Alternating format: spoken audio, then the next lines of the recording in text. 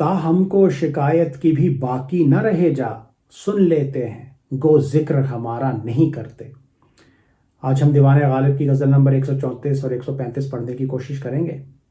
ان کے اندر 3 ہی شعر ہیں جن کو ہم ایک سیشن میں کور کر سکتے ہیں۔ آپ دیکھیں گے کہ غالب صاحب یہاں پہ کوئی نیا مضمون، کوئی نیا تھیم انٹروڈیوس نہیں کر رہے، لیکن وہ ایک تھیم کو سینکڑوں پرسپیکٹیو سے ایکسپلور کرتے ہیں۔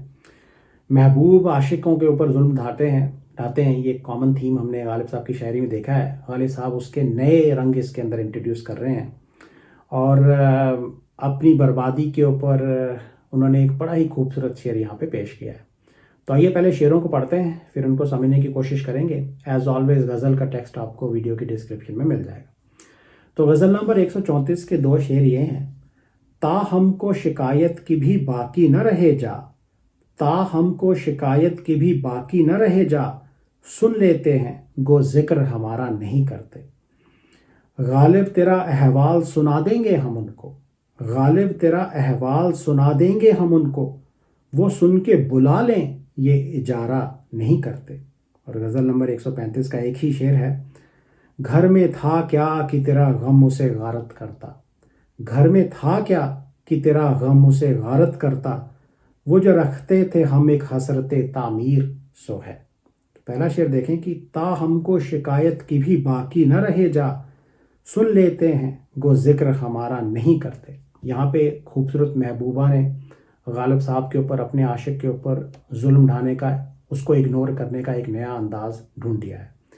دوسری لائن میں وہ کہہ رہے ہیں کہ وہ ہمارے بارے میں بات سن تو لیتی ہے لیکن آگے سے کچھ نہیں کہتی، ہمارا ذکر نہیں کرتی۔ کیوں؟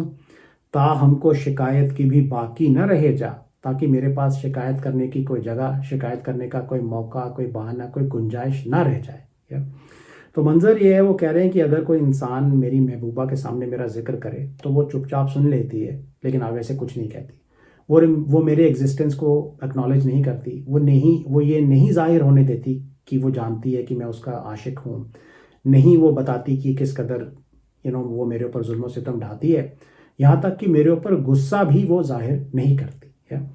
تو اگر محبوبہ کسی صورت میں غالب صاحب کے ایگزسٹنس کو اکنالج کرے، غصہ ظاہر کرے یا کسی طرح سے ان کا ذکر کرے، تو غالب صاحب کو ایک موقع مل سکتا ہے جا کر شکایت کرنے کا اس کے سامنے، یا اس کی منت کرنے کا، اس سے معافی مانگنے کا، یا کوئی اور تدبیر کرنے کا، اس کو منانے کی۔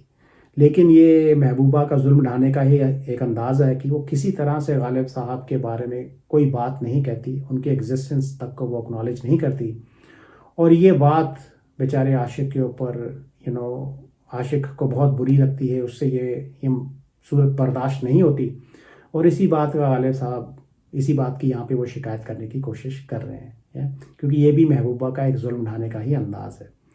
ایک رنگ یہ بھی ہو سکتا ہے کہ محبوبہ کو اپنی خوبصورتی پہ بہت غرور ہے، گھمنڈ ہے، اور وہ اپنا رتبہ بہت اونچا سمجھتی ہے، اور وہ یہ سمجھتی ہے کہ یہ اس کی شان کے خلاف ہے بات کہ وہ اس نیچے درجے کے ڈیسپریٹ عاشق کو اکنالج کرے۔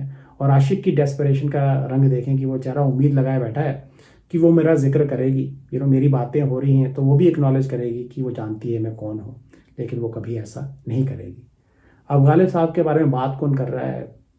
کوئی ایک عام انسان ہو سکتا ہے، غالب صاحب کا رقیب ہو سکتا ہے، یا وہ خود بھی ہو سکتے ہیں۔ تو اوورآل محبوب یا محبوبہ کا ظلم ڈھانے کا یہ ایک انداز ہے کہ وہ کمپلیٹلی عاشق کو اگنور کرتی ہے۔ ہم کو شکایت کی بھی باقی نہ رہے جا، سن لیتے ہیں گو ذکر ہمارا نہیں کرتے۔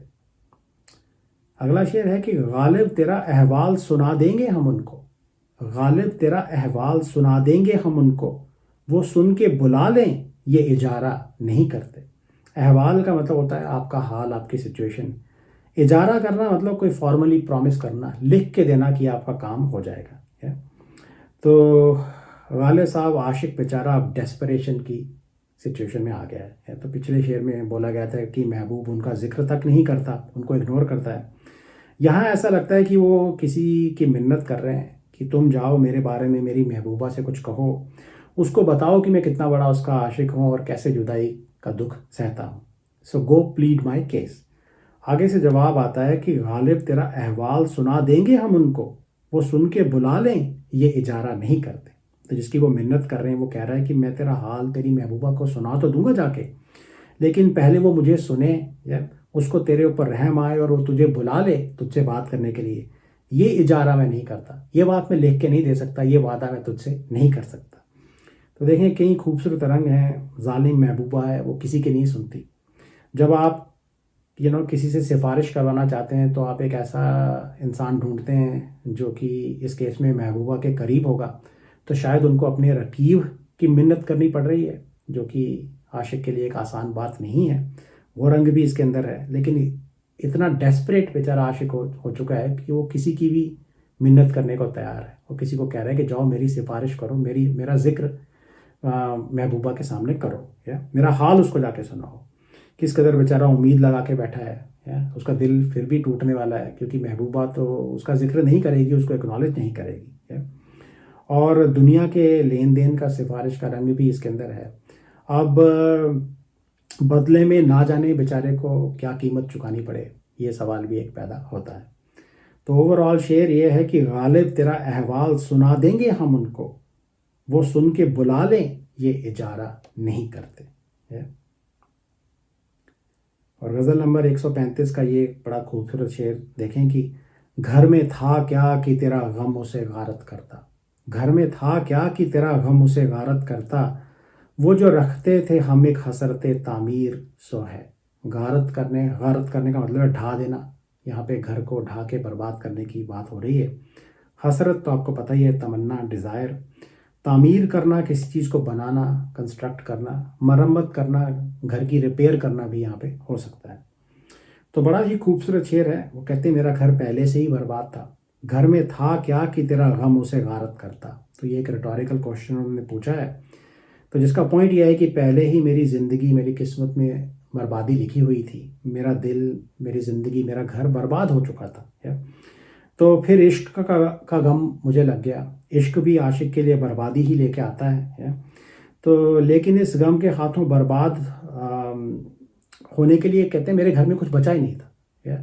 تو گھر میں تھا کیا کہ تیرا غم اسے غارت کرتا، سوائے ایک چیز کے، وہ جو رکھتے تھے ہم ایک حسرت تعمیر سو ہے۔ دیکھیں کیا خوبصورت شعر ہے۔ کہتے ہیں کہ میرے دل میں گھر کو بنانے کی، تعمیر کرنے کی یا آباد کرنے کی ایک حسرت تھی، وہ ابھی بھی باقی ہے، وہ ابھی بھی زندہ ہے۔ تو اس کو تیرا غم، تیرے عشق کا غم یا میری قسمت نہیں مٹا سکے، حسرت تعمیر کو نہیں مٹا سکے۔ تو دکھ، درد، بربادی کا منظر ہے یہاں پہ، لیکن ایک پازیٹیو حسرت کا رنگ بھی ہے کہ تعمیر کرنے کی، اس گھر کو آباد کرنے کی حسرت جو میرے دل میں تھی وہ ابھی بھی باقی ہے۔ تو اگر آپ گھر کو دل سے کمپیئر کریں تو کہہ رہے ہیں کہ برباد ہو کے بھی، دکھ درد سہ کے بھی میرے دل کے اندر حسرت باقی ہے کہ ایک دن عشق سے میں اس گھر کو آباد کروں گا، دل کو آباد کروں گا، یہ حسرت میرے دل میں ابھی بھی باقی ہے۔